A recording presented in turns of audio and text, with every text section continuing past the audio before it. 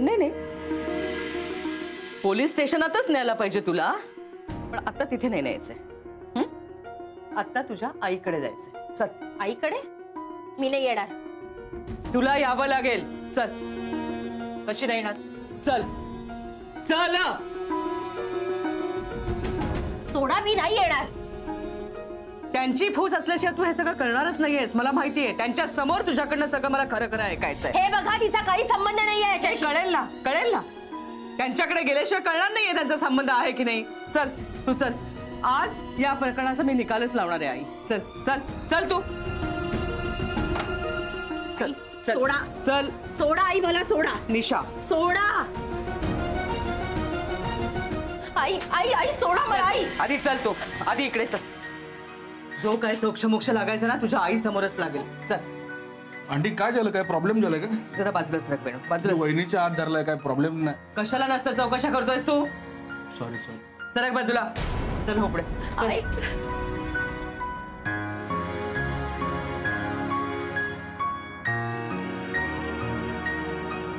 हे आजी आजी थांब थांब थांब थांब. ते आंटी आणि निशावणी कुठे गेले? काय प्रॉब्लेम झालाय काय? गेले निशाच्या आईकडे. का? अरे का काय? निशा कशी आहे माहितीये ना तुका?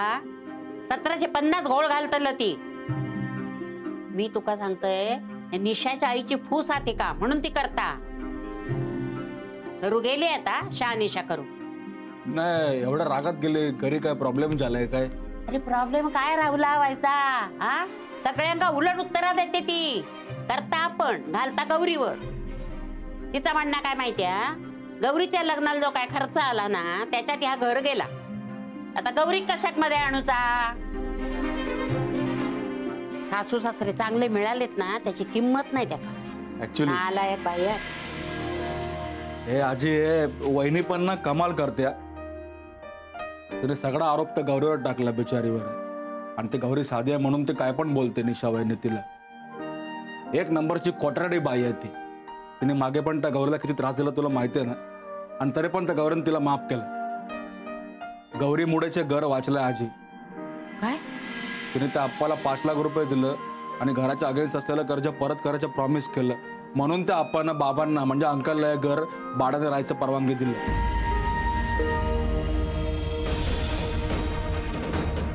ती वहिनी काय युजलेस ब्लेम करते. म्हणजे घर हातचा गेला आहे गौरीक माहिती आहे?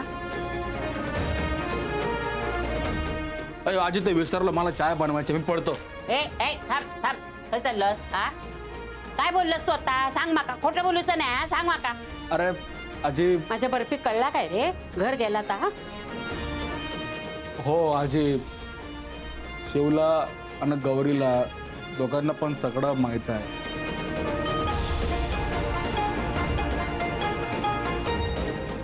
बोलणार नाही. तिचा चेहरा बघा.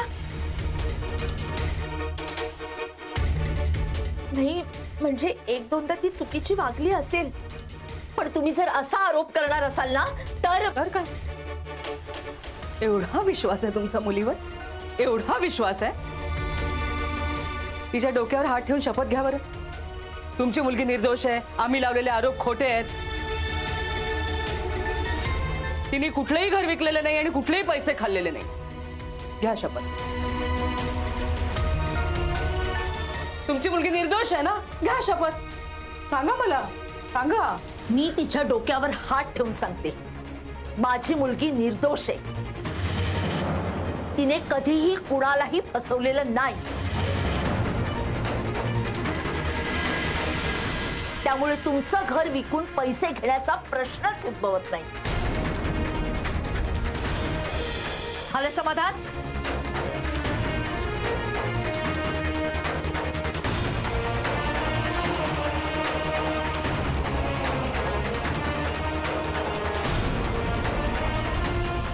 माफ करा, खरंच माफ करा. तुमच्याकडनं खऱ्याची अपेक्षा केली मी. चुकलं माझं. अहो, तुमच्या मुलीवर खोटे आरोप लावले मी.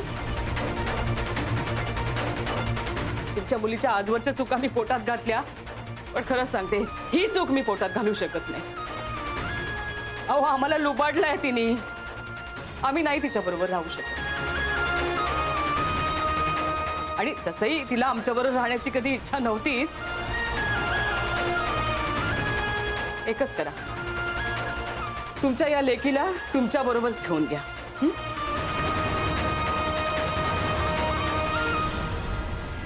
आई आई काय बोलताय तुम्ही हे?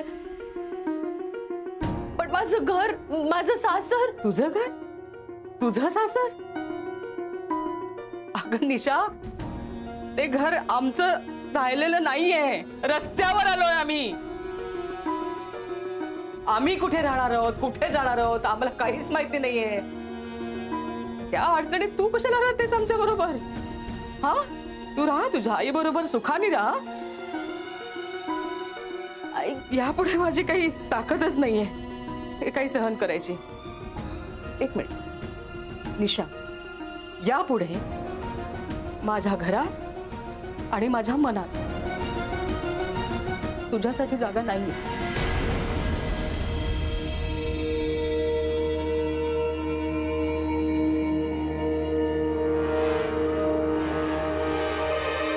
आई आई आई अगं काय बोलून गेल्या या? अगं मला घरातनं बाहेर काढले या बाईने. मी मी मी काय करू आता? आई तू डोक्यावर पडलीयस. चहा घेणार? माझ्या सासरच्यांनी मला रस्त्यावर काढलं आणि तुला चहाची पडलीये. निशा, तुला जे इतके दिवस जमलं नाही ना ते तुझ्या सासूने करून दाखवले. उलट तुला आनंद व्हायला हवा. डोंबलाचा आनंद? अगं सासरच्यांनी मला रस्त्यावर काढले आणि तू? अगं त्यांनी आता जो निर्णय इथे सांगितलाय ना तो नचिकेतरावांना कळल्यानंतर ते संतापतील, घरातल्या सगळ्यांना विरोध करतील आणि घर सोडून इथे येतील की नाही बघ. खरंच? अगं खरंच काय, तुझ्यापेक्षा 22 पावसाळे जास्त बघितलेत मी आणि माझा अंदाज कधीही चुकणार नाही. त्यांची घरची माणसं सोडून ते इथे येतात की नाही बघच तू.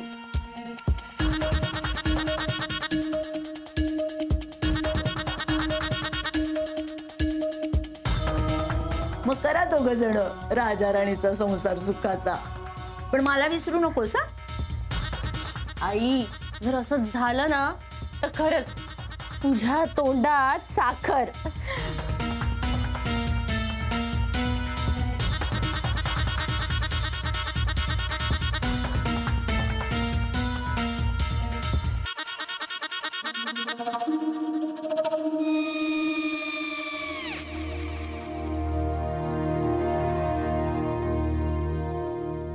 काय गो?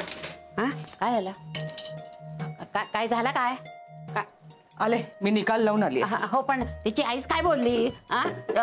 तिला वाटलं का सगळ्या निशाने आपल्या चुका कबूल केल्या का? आई, मी चांगलं सुनावून आली आहे. त्या तिची बाजू घेत होत्या पण मी लक्ष दिलं नाहीये. खूप झालं आता. चांगुलपणा खूप झाला.